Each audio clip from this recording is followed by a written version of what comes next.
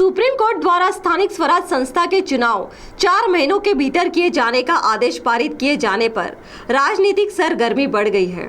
तो आइए सुनते हैं इस संदर्भ में राका शरद पवार गढ़ के ज्येष्ठ नेता तथा जिला अध्यक्ष राजेंद्र वैद्य ने क्या प्रतिक्रिया दी। नगर सेवक बनने का सपना पाले हुए विभिन्न भावी उम्मीदवारों के चेहरे खिल गए हैं तथा नागरिकों ने सुप्रीम कोर्ट के इस निर्णय का स्वागत किया है। गौरतलब है, तकरीबन 3 वर्षों से स्थानिक स्वराज संस्था के चुनाव नहीं हुए थे और हर वार्ड में कोई नगर सेवक नहीं था। अक्सर ऐसा होता है, नागरिक अपनी समस्या सबसे पहले वार्ड के नगर सेवक के सामने रखते हैं। वहीं 4 महीनों के भीतर चुनाव होने की संभावनाओं को लेकर नागरिक काफी राहत महसूस कर रहे हैं। तो आइए सुनते इसके संबंध में राष्ट्रवादी शरद पवार गुट के ज्येष्ठ नेता तथा जिलाध्यक्ष राजेंद्र वैद्य ने इस संदर्भ में अपनी प्रतिक्रिया व्यक्त करते हुए सीटीव्ही प्रतिनिधी वैभव रुयारकर से क्या कहा। मागील 2.5-3 वर्षापासून स्थानिक स्वराज्य संस्थांच्या निवडणुका म्हणजे जिल्हा परिषद असतील, नगरपालिका असतील, महानगरपालिका असतील, पंचायत समित्या या सर्व निवडणुका ओबीसी आरक्षणाचा विषय हा सुप्रीम कोर्टामध्ये गेल्यामुळे स्थगित झालेल्या होत्या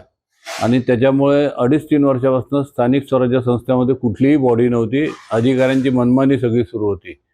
तो प्रश्न आता कोर्टाच्या आदेशानुसार 2022च्या आरक्षणानुसार ओबीसीचं आरक्षण कायम ठेवत या निवडणुकांचा मार्ग मोकळा झालेला आहे।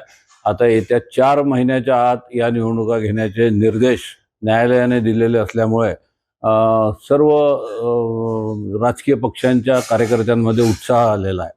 आमचं देखील या निवडणुकांसाठी तयारी सुरू झालेली आहे। आजच मी पूर्ण 15ही तालुक्यातल्या तालुका अध्यक्षांशी बोललो।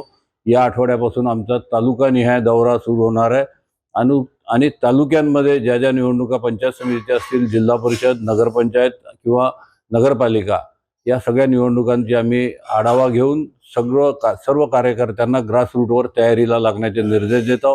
काँग्रेस समविचारी पक्षांसोबत आघाडी झाली तरीही किंवा स्वबळावर या निवडणुका लढण्यासाठी राष्ट्रवादी काँग्रेस पक्ष, शरदचंद्र पवार गट आम्ही तयारी करत आहे।